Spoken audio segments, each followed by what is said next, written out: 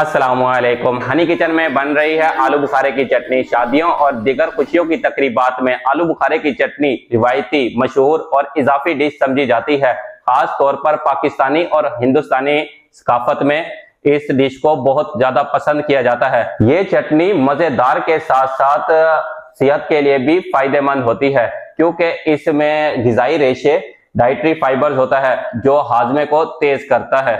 1 litre पानी लिया है, पानी को डाल लिया है एक बाउल में और इसमें ऐड कर देंगे 500 ग्राम आलू बुखारे।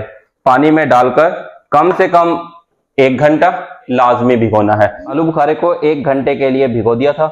1 घंटे में आलू बुखारा फूल चुका है। एक कढ़ाई लें या खुला बर्तन लें जिसमें आलू बुखारे की चटनी तैयार करनी है। भिगोए हुए आलू बुखारे को डाल देने हैं इस कढ़ाई में।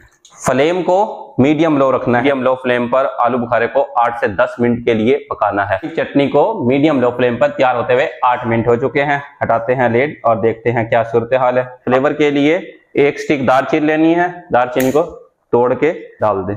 1 बड़ी इलायची और ऐड करेंगे चीनी 1 किलो। लाल मिर्च powder 1 teaspoon, 1/4 teaspoon food colour, orange food colour डालना है। 15 मिनट लगेंगे। 15 मिनट में शीरा तैयार होगा। 13 मिनट हो चुके हैं।